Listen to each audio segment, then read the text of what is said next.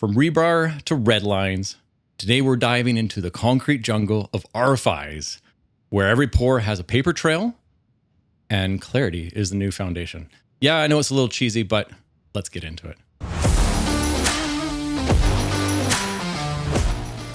Welcome to What the RFI. I'm Matt Brennan, and this is the podcast all about CA. So today is strictly all about concrete and construction. And to really help this conversation, we got not only just one, but two special guests, both Chris and Ryan, on this podcast episode. And before we get really into it, I don't know, why don't we start off with the intros? Who you are? Chris, why don't you take it away? You've got a very unique story here.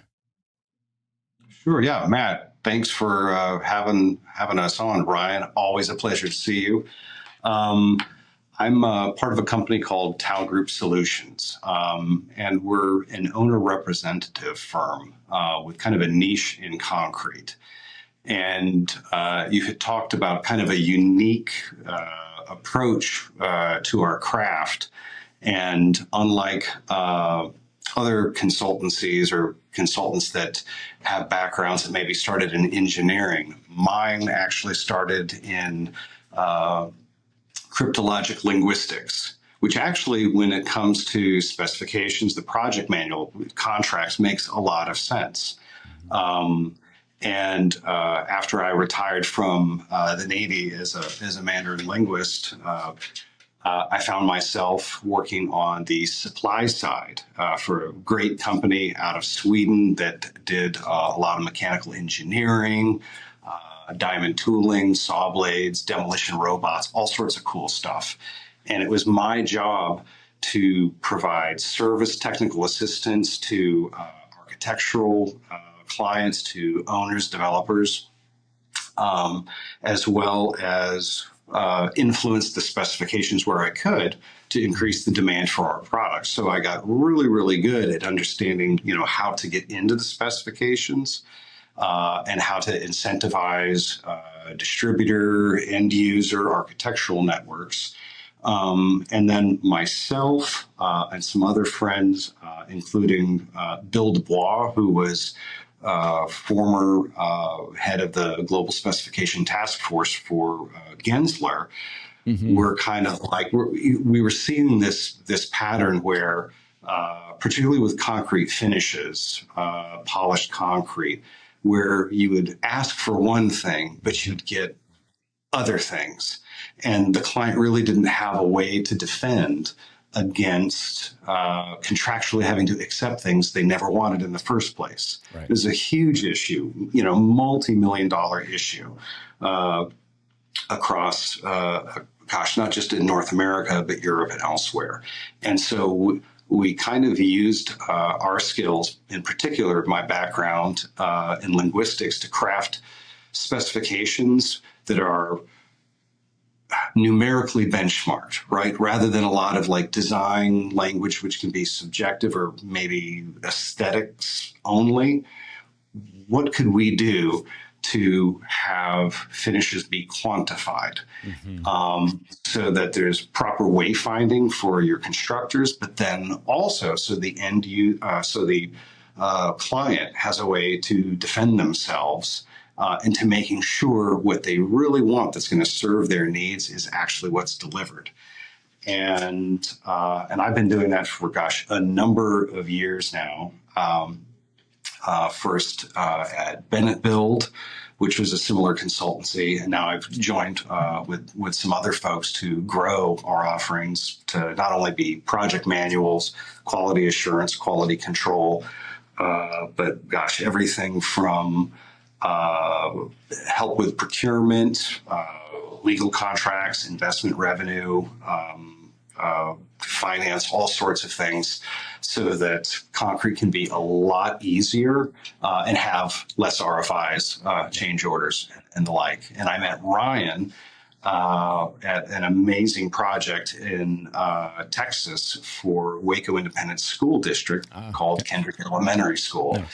And and Ryan, why don't you? Yeah. This is I tried to segue it as best I could. I think we're all up to date here. Absolutely. Yeah. So Ryan Stoltz is coming from Austin, Texas. So Matt, appreciate you having us on. And Chris, always a good time. Thank you. chatting with you and seeing where the conversation goes. But I'm a structural engineer. I'm an associate principal at a company called Structures, and we are kind of mid-sized structural firm. Our goal is to always kind of stay nimble, where we can do a little bit of everything. So we'll design your back porch, we'll design your custom high-end residential house, and we'll take on the $5 billion medical center project we're working on. We do K through 12, we do university work, adaptive reuse, all of which have CA, RFIs, questions. We wrestle through every building material.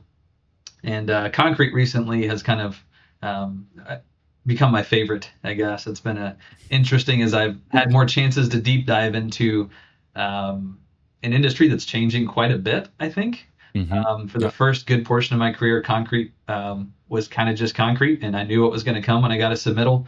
I knew when I got an RFI how to handle it, and it was always kind of the same thing.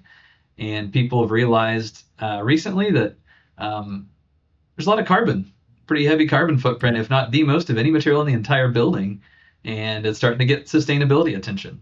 Good. The demand for changes in concrete, the quality, polished floors were trendy and still are. It's gaining momentum, but then if the quality isn't there, it can get a bad name for itself. If you're frustrated, if your owner's frustrated by the change orders and the final product cracking or having unsightly finishes or slippery goop on top that they thought was going to be something better, that's frustrating. And so there's a lot of change. I'd say the last 6-8 years especially, I've seen more change in the concrete industry than any other material.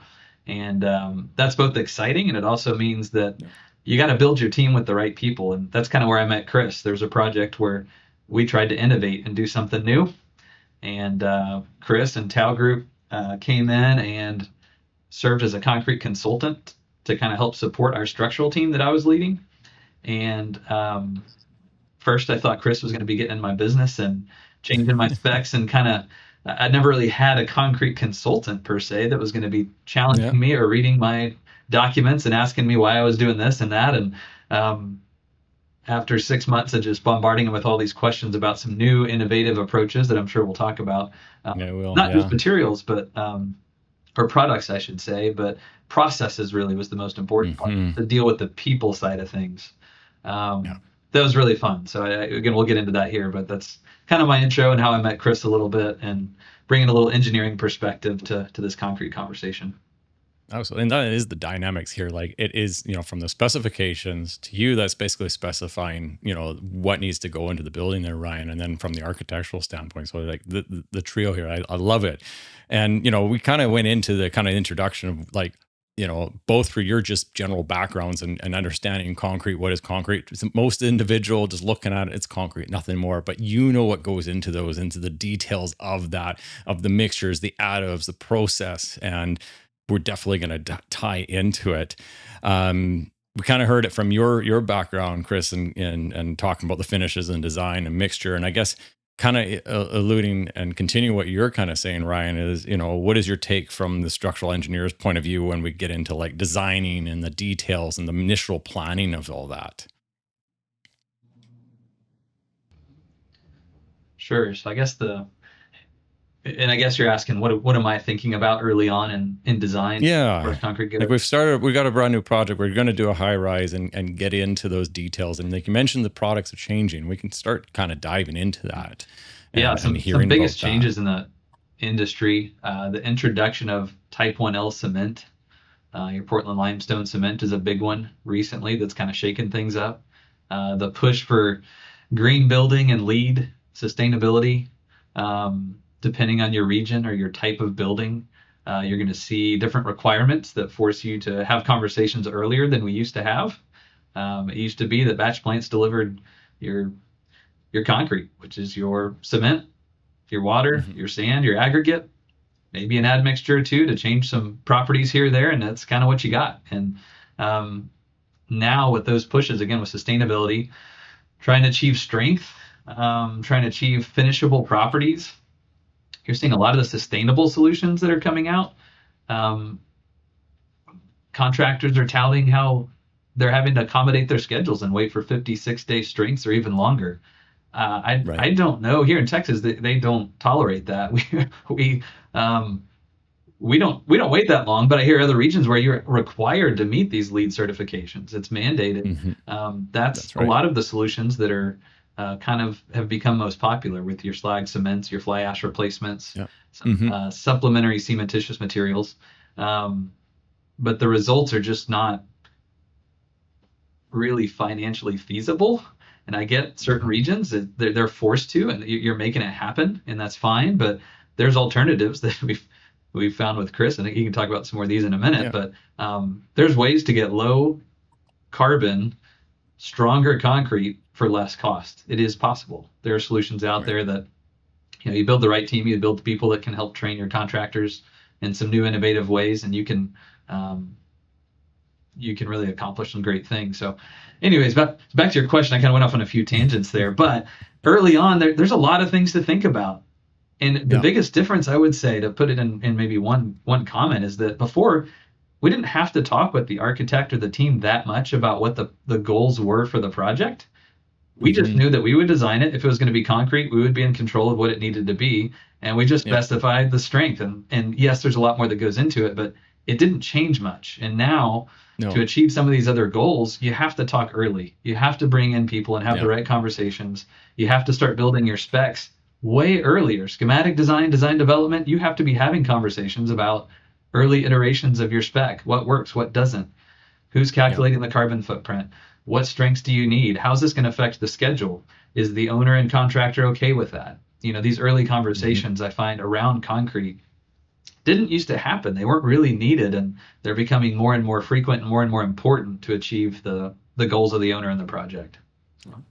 And I guess with that too, and I'll let you take this one, Chris, is like specifying, where you're basically, when you start the project, you're looking at the location. Because again, not all products are available, especially if you get into more remote areas, and the challenges that fight with that. Again, concrete's got to be produced within a reasonable distance, because A, it's got to get there, and two, it's got to get there within a timely fashion. Are you finding those challenges too, that, again, supply shortages, etc., that you're playing the game and being a magician at the end of it and being a chemist? Sure. So, gosh, great question. So the short answer is we see that from region to region. Not necessarily on our projects. Our approach is a little different. But you will have, each region will have its own aggregate. And I'm just throwing out a couple of examples, sort of stream of conscious here. Some might be, the rock might be wetter. It might be drier. Alkalinity might change a little bit. The types of cement, how much they are or are not milled. All of these can be regional. And yet at the same time, you're seeing a lot of these top-down solutions from national organizations, with great intention. They're thinking, big stroke of the pen. If we could do this and all things were equal, how could we lower global warming potential and embodied carbon? The problem is all of the regions don't respond the same to these big pen changes, because it is a regional product and you are manufacturing it on site. So it's not even the chemistry or the type of the constituent parts that you have going into the mixture. You also have challenges with how constructors are going to execute. There's certain styles, even the language, the colloquialisms, the lingua franca of how certain regions talk, or what they call, like, some might call it burnishing over here, some might call it something else over there. And so there is this culture where not everybody is speaking the same language necessarily, certainly not your architects and contractors. You don't have regional considerations for available materials. And so like Texas is a great example. You don't need to wait for overseas fly ash to be able to build concrete, but a lot of people do that. And we'll wait for, the barges outside of Houston, Corpus Christi, or wherever, something to arrive by rail, because they believe they have to and aren't aware of what to do with the local materials they have. Yeah.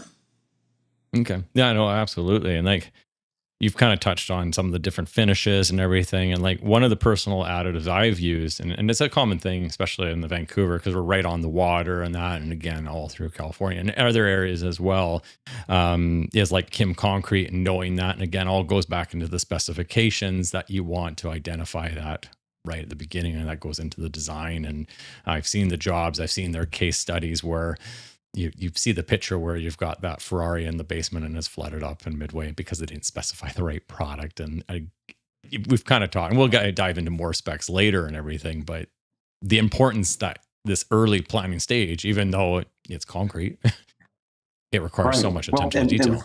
And one of the things that Ryan ultimately pulled the lever on for Kendrick was, we're always looking for how can we simplify, right? If it's, what does Elon Musk like to say? Like, you need to be constantly, removing things. And if you don't go back and go, oh my gosh, we got to put that back, onto a rocket or the Tesla, like you haven't removed enough, Right. Simplify. And so one of the items that we did for Waco Independent School District at Kendrick Elementary was, instead of have multiple mixed designs, each that would have their own variables, we made it one mixed design. Ryan goes, I think we can do this all one mixed design with the particular approach that we were doing. So the site concrete, the building concrete, so pavers, internal floors, piers, wall, everything was one mixed design. Ryan, you might want to talk a little bit more about that, but I think that offered not only, obviously a faster track with the schedule, but there's only one mixed design to talk about. How many RFIs are you going to have compared to one with 10 mixed designs, 12 mixed designs, that are all different. Yeah, totally. And you have to remember that, right, concrete is placed and finished, in the field on the project. And so the material coming out of the truck and the guys finishing it, they're the ones that are creating this canvas that you're going to see or walk on. The building we worked on in Waco is a lot of, exposed concrete floors, upper level slab on metal deck and the lower slab on grade. Your paving, your drive, pretty much all the concrete other than the piers in the ground was visible concrete, So when the guys, I was impressed. I was getting comfortable with some new materials and admixtures and processes. The whole time I'm trying to get comfortable with this new thing as well. We implemented new testing. We had a pre-bid mock-up. We did some cool things in the specs to get everybody comfortable with something new and make sure training was involved. Yeah, I was just going to ask, how does the training go for that? Yeah, that's huge. The product was consistent. The people are always the problem. We said that over and over again. We had an owner that backed it. Gloria was great at Waco ISD. She continually recognized that we are really what make things messy, the human factor. But it was really cool to see the consistent mix, that single mix. And once the guys got used to the same concrete coming out of the truck every single time, regardless of what the mix was, I saw their excitement and the fact that is not normal for them. They usually have to wrestle more with slumps and change their equipment and do different things. And yes, although they were learning something new, the fact it was all going to be the same all the way through the project.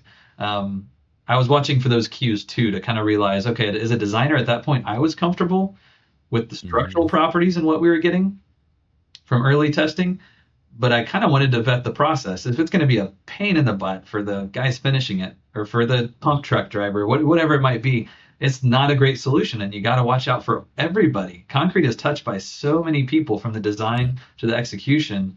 It was really cool to see the people on the execution side, which I am not always on site to see their reactions. But I made a point to make a few extra site visits in CA and be there, and they're really excited about this new thing and a new way of approaching their craft. Like they almost took pride in it when they were trained properly and could kind of take ownership over it. It was really fun to see them kind of light up over some innovations in the material that they really take a lot of pride in. So. And in that moment, when you're watching the first light coming out of the truck and seeing it, how was your anxiety at that point? Is this going to work? Is this a design? You know the history, the theory, the math and the research, and you've done your due diligence. But how was it at that moment of this, trying to combine into this one mixed design? Not too nervous, primarily because we had done quite a few mock-ups at that point to get the training where it needed to be. owner had, I think, a great requirement to train local trades. Really wanted to make sure we didn't just bring in outside people to come build this school building for the community. So she wanted to make sure that local trades had the opportunity to get trained up. That was a kind of a neat requirement that we respected. And so we required some extra training. So by the time we'd done a few mock-ups and proven this concrete could get 3 times the strength, and we'd taken out 30% of the cement, and we also ended up saving almost 100,000 gallons of water on the project just by choosing this mix. Very cool. We got better concrete, conserved water, reduced cement, came out with some beautiful floors, and refined our process, which the refined concrete finishing, no pun intended, is a refined process. But refined concrete finishing is a new spec that we just came out with. I'll let Chris talk about that here in a second, because it's a great next step, I think, in where all this is going. It was fun to see. So not too many nerves. We've done enough training, enough early mock-ups for me to get comfortable with the strength side. That by the time I was coming out of the truck, my only nerves were watching the people finishing it and working with it, just to gauge them. And that's what I didn't quite have a touch on, and didn't have any experience really with that. And so that was the only thing I was really wanting to show up and see, just to really vet this new innovative thing. I wanted to make sure I wasn't just specifying something that only met structural properties, but is it best for the team, and is it best for the owner and what they're expecting? And in this case, yes, I think everybody was blown away that touched it, and that was fun to see. Very cool. You wanted to add something to that, Chris? There was there, and Ryan said it well.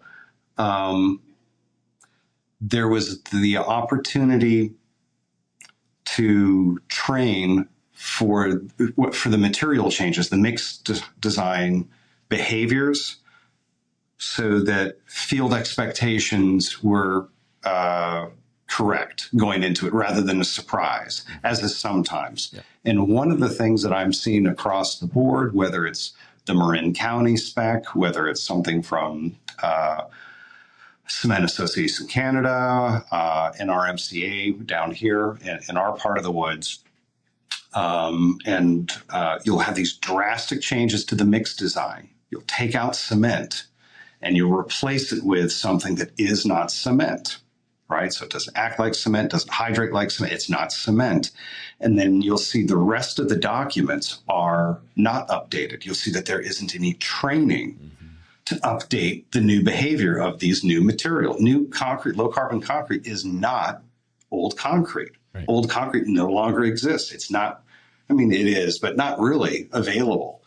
But contractually, and when we go to execute in the field, why do we have so many change orders? Why are we seeing increased RFIs? And Ryan, you were at the ICRI conference, and they're talking about the life cycle of certain types of concrete systems being, 5 years or less sometimes, because we're constantly adding more water and all of it, but because we're not addressing the fundamental issue that it's not, it's not your daddy's concrete, it's not your grandfather's concrete, or whomever that you're related to. It's new, and so I think what we're able to do with Kendrick, and what we try to do with, all of our projects, is make sure that there is that transfer of knowledge to, number one, just have people recognize and respect the material changes. And once people go, oh, it's not old concrete, then they're open. Then their guards will go down. They'll go, okay, now I'm ready to teach, or to be taught. What are we doing? Whether it's Portland limestone cement, whether it's nano-modified concrete like we used at Kendrick, whether it's ever-changing, slag or fly ash content. And the other thing that I liked about Kendrick, and hopefully this will dovetail nicely into the refinement, is we had a lot of communication between an excellent design firm, O'Connell Robertson, Christina Abrams, who really kind of introduced people together and was that hub getting everything going, between O'Connell Robertson's, between my firm, Tower Group Solutions, between Structures, BWC, who is the builder. Yep. And And we were able to approach things very holistically, not just like, is the concrete going to be load bearing, but there are architectural finishes. Yep. So we need to limit slag and fly ash and some of those things anyway, so we don't have lots of dry shrinkage and cracking and stuff that people don't want on polished concrete floors. Yeah. We need to look at it very holistically. And because we had identified numerically benchmarks for placement and finishing, for refining, providing the finished walking, final surface, everybody is able to communicate whether they disagreed or not in one language, in a mathematical language. Yeah. And it was key to protecting the owner. It was key to setting expectations. And and it's an amazing little project, not little project. And to my understanding, it is particularly in Texas, where they're normally facing severe water shortages and drought, water tables down. When you start looking at the bigger picture, and with water scarcity, if you can build concrete, and every time you do it, you're lowering that demand for water. So it can go to agriculture, so it can be for drinking water, and Canada has these same problems too. Yeah. You think, oh my gosh, Canada's got tons of water and rivers and, glacial runoff, and you do. But there's a lot of problems, particularly in the West with large populations, certain centers around, First Nations people, where those areas do deal with water scarcity. Yeah. And so if you can move the needle positively, so there's a little more water for other things than construction, all of it adds up, and it's really good news. Oh, 100%. And that's just that's not going to change in the next year. It's just going to get worse and worse and worse. And well, I definitely want to circle back to the sustainability aspect and talk. There's a lot of cool things, and then you're right in the thick of the weeds with it too. And lots of good points here when it comes to the construction. Like we've talked about the design, we've talked about lots of specifications, all these things that go into the specs that, people are listening to this for the first time going, I really need to look at my concrete spec right now and dive into that project. What are you finding other than kind of it sounds like a lot of specifications? Is there a lot of common reasons for RFIs that come up in concrete work? Is it because it's spec related? Is it, it doesn't sound like it's drawing related, but I don't know. What are you seeing on your side, Ryan, when the RFIs are coming in? Is there a bit of a common problem that you go, hey, we need to address this better so it doesn't come up? Or most of the time when it comes to concrete RFIs, a lot of times it's more, I'm trying to think. Usually it's not related to mixed design. That's usually a shop drawing that comes through and we're approving the mixed design. RFIs, that's primarily, missed anchor bolts, missed dimensions. They want to change something, not necessarily directly related to the spec, but I do think the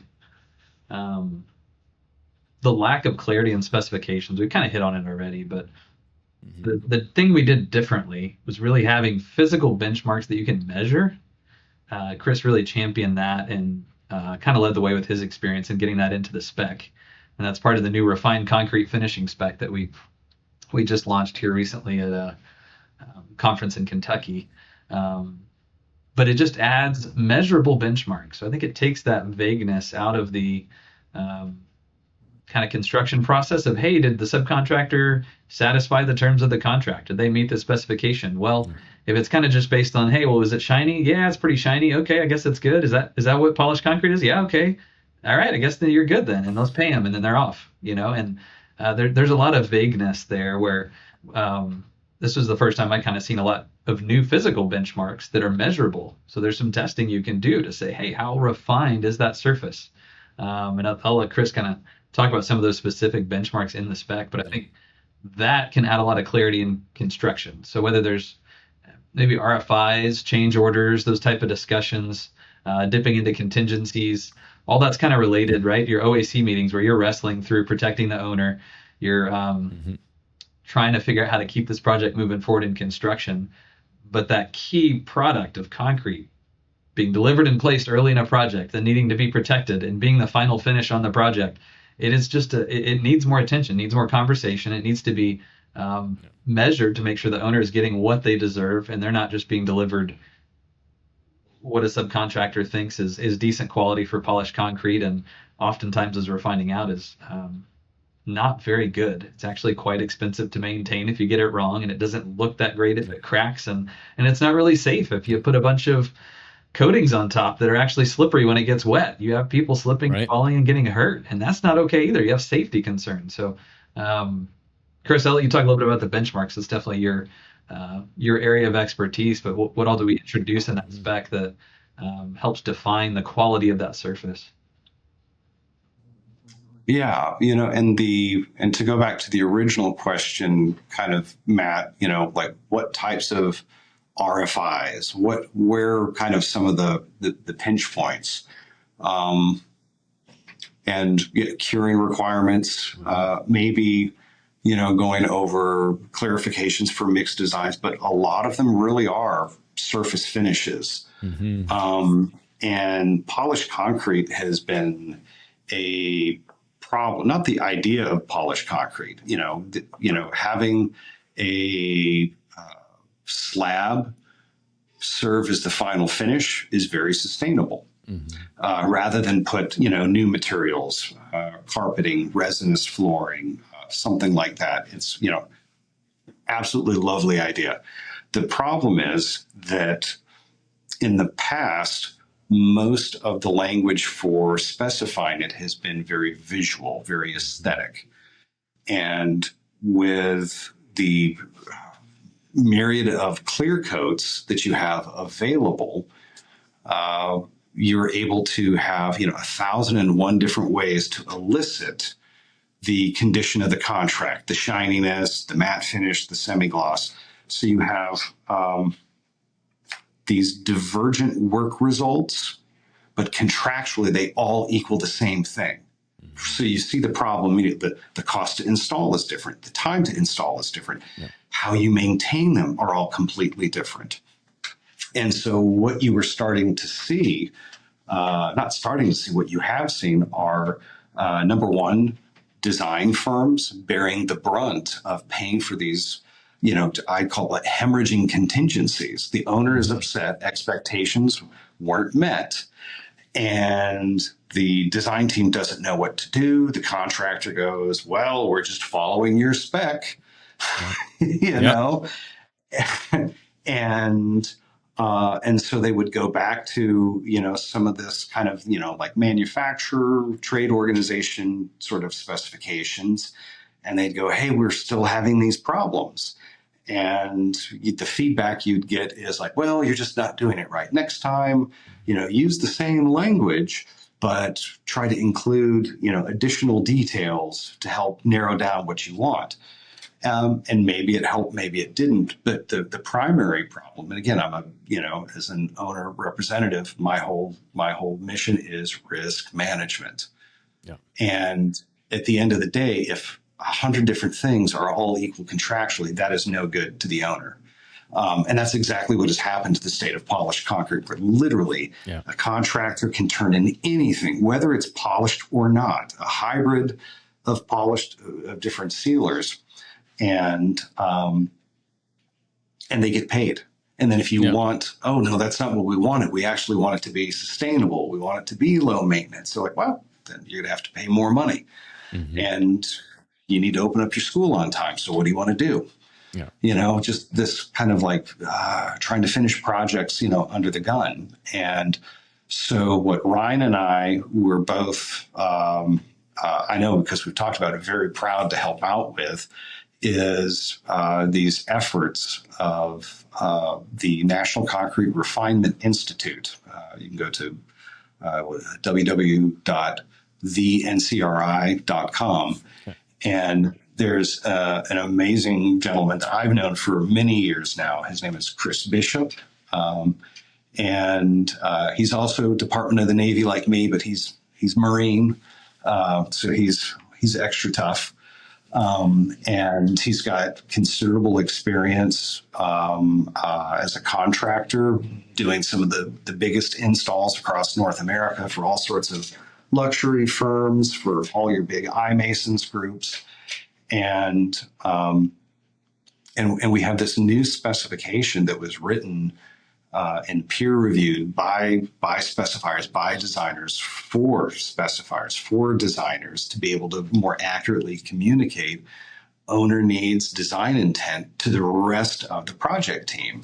Yeah. And we presented, like Ryan said, this past June in Louisville for SCIP, their national conference, Specifier Consultants in Independent Practice, which is a great organization. And Ryan and I had actually written an article with, the current president, the past president, and Christina Abrams, again, who was, really leading the way at Kendrick Elementary for O'Connell Robertson and the rest of the project team, and basically said what I just described. Here's the problem.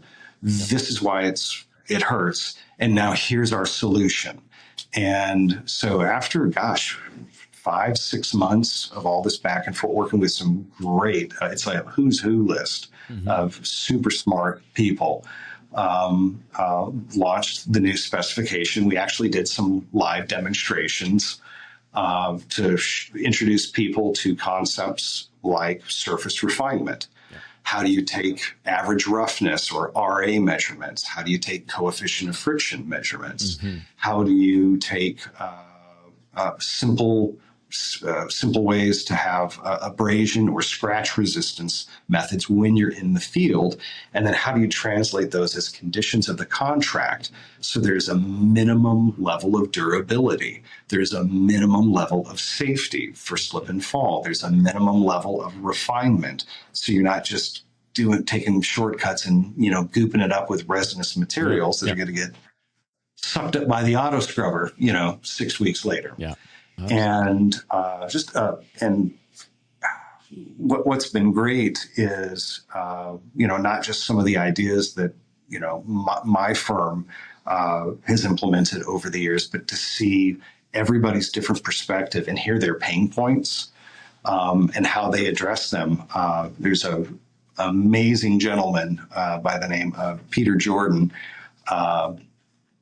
who's out of a great specifications group out of Houston, Texas, actually, Jordan Consultants, and myself and a gentleman by the name of Bill Dubois, whom I had mentioned earlier, were presenting on, here's refined concrete as a finish, and here's polished concrete. Let's look at the differences. Yeah. And Peter jumps up out of his seat in this room of 200 something people, and he goes, "Polished concrete is the devil's work." It just, set the tone, and everybody kind of like relaxed. And it was like all of a sudden it was okay to say, I struggle with it. So I struggle with these surface finishes too. It's okay to talk. I'm not the only one losing money hand over, foot when it comes to these disputes and change orders. I don't know if it's going to solve all problems. You still got to brush your teeth. You still have to water your lawn when you're able. You got to, get to bed and have 3 squares or whatever. But in terms of reducing some stress and headaches, I think they're doing phenomenal work there at the NCRI. And I was super proud to be a part of that. And they're getting ready to launch some new documents as well. Nice. And they're training all over. It's really, really cool what they're doing. That is so cool. Such a key part of that training aspect, the people problem we've talked about and hit on there. They're really filling that role well. Chris Bishop's leading that group to just build up craftsmen, that understand some new methods, some new ways of approaching a concrete slab and ending up with a much better result and multiple measurable benchmarks. So yeah, it's fun to see the training aspect and the people problem and who's stepping up. It's really, it's an effort. You can't just specify it, put the words and expect it just to turn into a great result. Like that just never goes well. You have to build the right team and have the people to bring a new solution. And introduce something new into the market. But yeah, the results have been really fun to see. This new spec's been exciting, and seeing the light bulbs go off when you explain the problems you're solving. It's like sometimes you don't know that you can solve that problem, but there's somebody that can actually help you with that thing. You just keep going along, and you just expect change orders. You expect concrete's going to have its problems and it's going to crack. We always joke, you got death, taxes, and concrete that's going to crack. Those are the three things you can count on. And it doesn't have to be, actually. There's innovations that are concrete. Actually, if you get it right, you lower your water content, it doesn't have to crack, and you can, you see these light bulbs go off as you talk to people and realize they do have problems and they really want solutions when they realize there is a solution out there. So it's been fun to connect those dots and help people. At the end of the day, that's what's so fun is helping people see those light bulbs go off and recognize, hey, when we work together, open to new ideas and good processes, we can do some really cool stuff. Yeah. No, and I think talking mentorship is so good and key into knowing it. Like polished concrete, yeah, I've liked it. I've used it on a number of projects as well. And where, it's just that taking it from the step, it's one to say on this floor, the whole thing's gonna be polished concrete, it's the main area, that's fantastic. But then we've got a bunch of structural columns in this location. Well, we got to do our saw cut joints, and you want to make it look good so it doesn't look like an afterthought. And again, the more knowledge, the more you can educate everyone, the GC, because last thing you want to do is do a site review and be like, what did you do to the concrete? Well, we had to do some controlled, those moments. And same thing, I've been in a scenario where there was too much humidity in the floor system. Well, because it was a lead building, the glue that they were using wasn't adhering to it and all the challenges. So the knowledge and putting these articles out and being involved in this kind of discussions is so key through, anyone's career, whether you're a junior, just diving into it, whether architect, structural, doesn't matter. You need to be involved. You need to be continuing education. And it's a great segue into kind of where's concrete going from a sustainability standpoint. Like lots changing. Ryan, you've talked about it's a very dirty product. My understanding, 8% of the world's CO2 right now. Is that number increased? Do you think it's decreased? I would say, obviously, as the population grows and the expected amount of concrete we will pour, it's going to be a challenge to keep coming up with solutions and implementing them at a pace to offset the amount of extra concrete we'll be pouring. So I'm sure you'll get varying opinions on that, but it's a large number that goes into the concrete industry, and it's going to continue to be. And you just got to take it, one step at a time, right? That's how you eat the elephant. It's one bite at a time. You can't get too overwhelmed by it or assume I can't do anything, because that seems like too big of a number to even think about. There's times I think about just the U.S. industry, that feels overwhelming, and then I realize that China's made 22 times more cement than we have in our country, and it's like, okay, there's, that felt overwhelming. It's just to think about the U.S. or Canada and our impact over here, and then you realize, over there they're many 10. I mean guidelines at that point. It's just doing whatever. Again, how is that being fired? Is it by coal, etc.? And I guess this is where you can definitely take this to a whole new level. We could spend probably hours talking about this too, Chris. Like you're in the thick of all these different solutions. We've talked about reducing the water aspect to get a better mixture and a better product at the end of the day. What else are you finding that you're seeing here to really push this to bring that 8% down to a much lower number? Because the reality is concrete's in every job. I think the biggest challenge we have is there's a lot of solutions out there. Right now you see a lot of some are regional, some are just different approaches to trying to get rid of as much cement as you can. That's usually the goal, right? Cement seems to be the offender. You can try to make less carbon intensive cement. You can try to replace with modified slags, fly ash, SCMs. There's a lot of different approaches you can use. Again, the problem, I think, is that a lot of contractors are getting burned. There's not the training in place to know how to execute and deliver high quality for the owner. And it's costing more. You ask, in general, how much does a green building cost? And you're going to pay 20% more if you want it to be sustainable. It doesn't have to be. When you're removing cement's the most important part of the concrete mix. If you really dig into it and you know how to do it right, sustainable concrete is actually less expensive. And Chris says that all the time.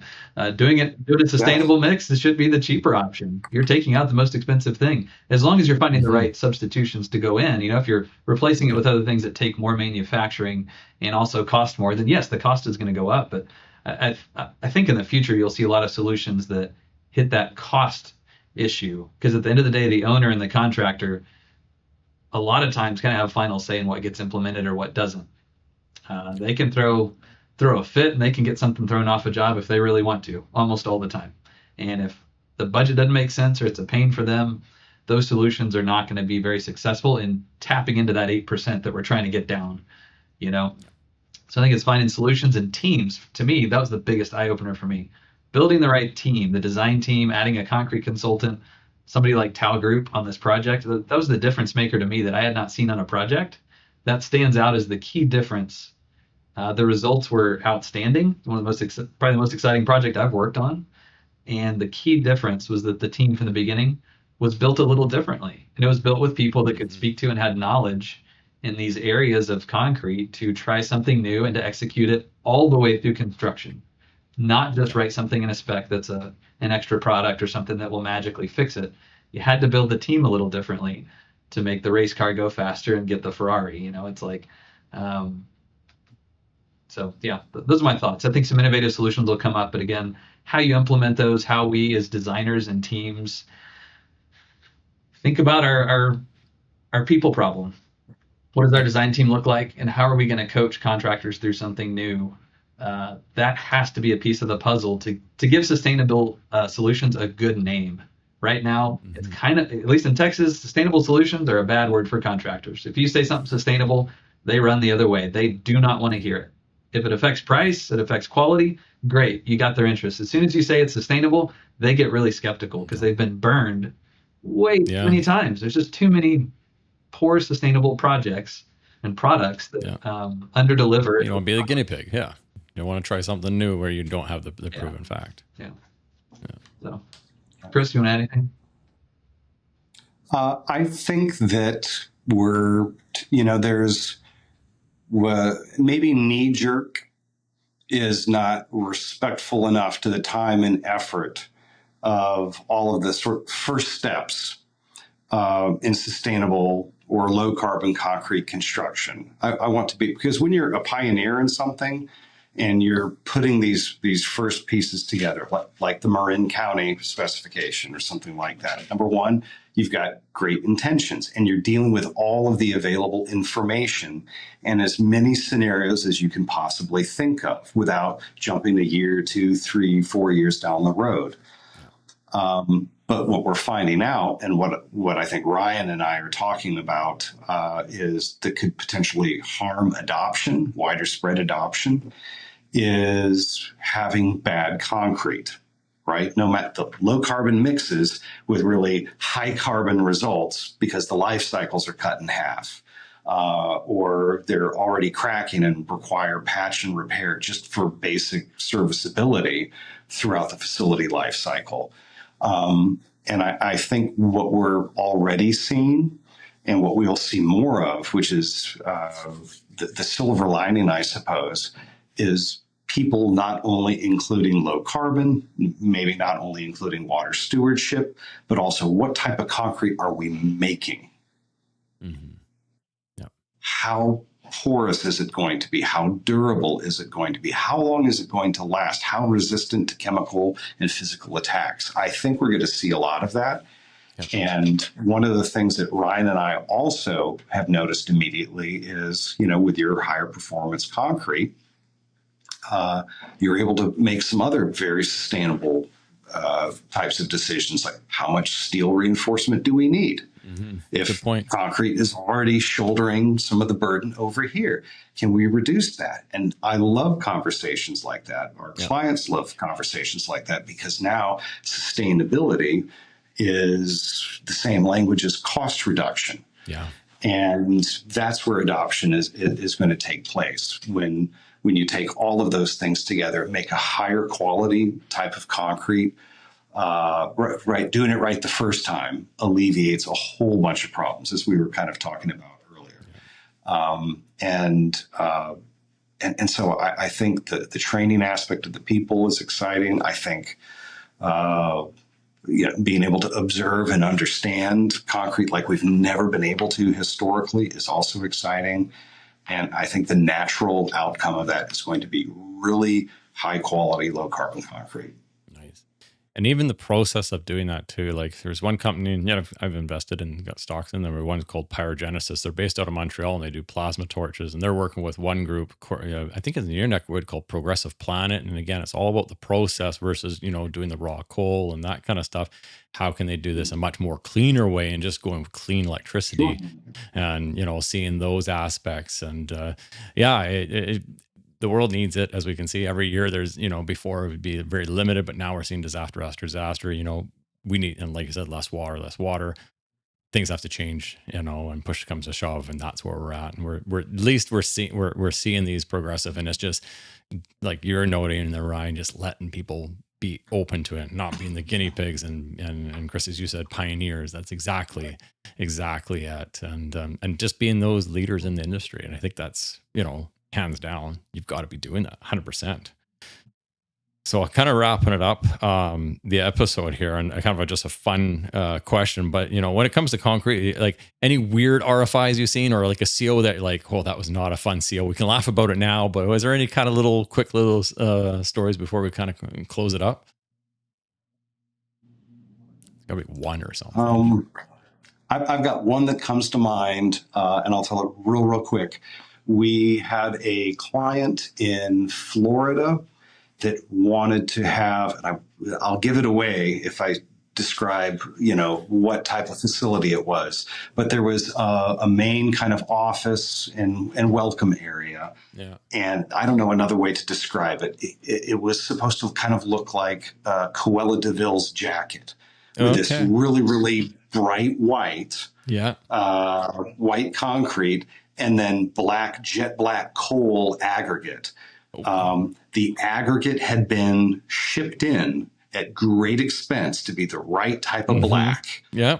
And we had identified how we're going to go after, what types of white cement. Do we have to augment with pigments? What are we going to do to make sure it is white?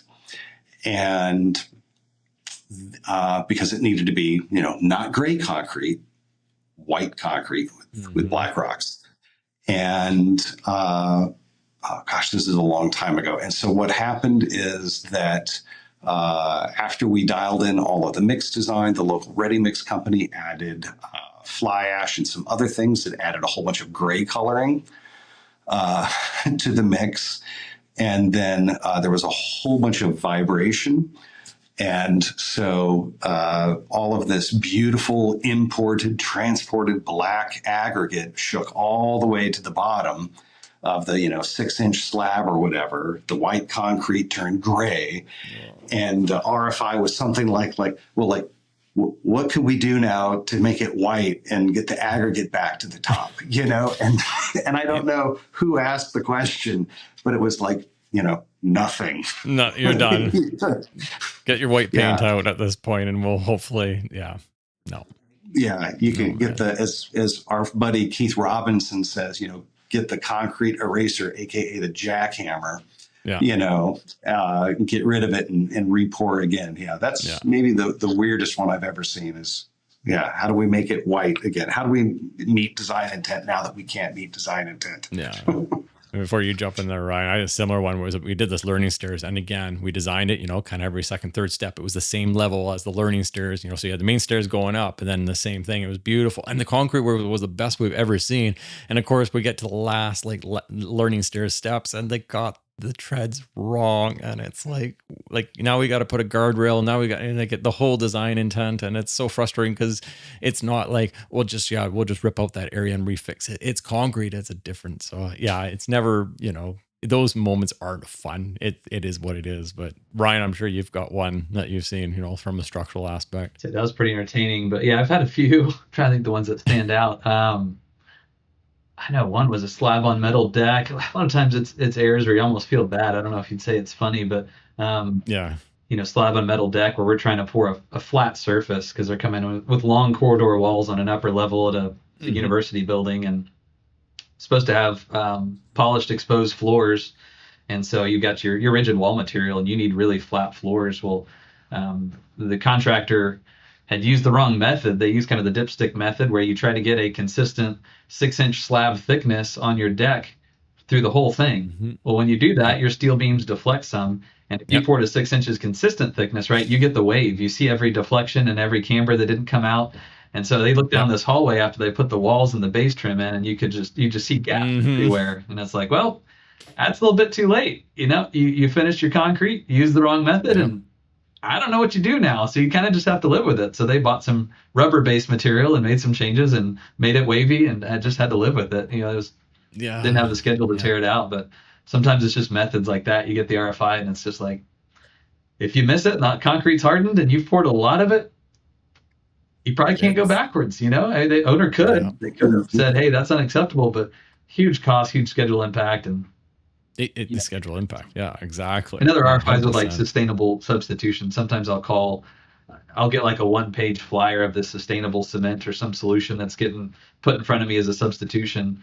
And I'll call and get some colorful characters on the other line that, answer the phone and say they're with a different product, or I don't know. It's always fun vetting those, I think. So finding solutions that are, trustworthy and trying to pick holes in the ones that aren't. I don't know. I kind of have fun with that. So, that's just part of my engineering process too. I got to get comfortable with this thing. So I'm like, you better know your product. If I call you, you better have answers for me and have some data. So I've definitely had a few colorful characters and vetting different substitution products that come through that were a definite no after that conversation. So kind of like wrapping up, lots of huge amount of keyways. Thank you guys for being so much on the show with so much wealth of knowledge here. And again, I'm sure we could come back and do this all over again and even dive into even beyond topics. Why don't we carry that on with you just kind of in 30 seconds or less. You can take a little bit more if you need to, but Ryan, if you had to change one thing how the industry handles CA, what would it be? And the same question to you, Chris. So you got to think about it while Ryan's answering. Yeah, I got to answer quick, huh? Yeah. How to help improve CA? For me, it's all communication. We've hit on that some, but I think asking the questions early, having built things properly, really starting at SD and DD is what sets you up for CA. We always teach our engineers that the quality of your construction documents, including your specifications and what you put out at that point, is going to make your life easier. It's going to make your life hell when you get into CA. So so much starts early on, but as you get into CA, continuing that conversation, that coordination, I'd say reach out to your engineers. Again, I always joke with architects. They ask me if I want to go to every OAC meeting with the owner and the architect and the contractor, and I say, well, there's no E. We're not getting paid to be a part of the OAC meeting, or our letter didn't get included in those. But at the end of the day, when your engineer is needed, pick up the phone, give them a call. If there's solutions they can help with. My hope, I teach everybody in our firm to be responsive. If anything, maybe too responsive in CA, but pick up your phone, call your engineer. If they're not answering and not helping that part of the process, then call their boss, tell them they're not helping you. I don't know, push them, make them be part of that solution from the engineering perspective. We should be responsive. We should be helping the owner. We should be part of that team. Sometimes we feel a bit left out because, again, we're not the O, the A, or the C, but call us, include us when it's necessary, and we're happy to help out. So, love it. Chris?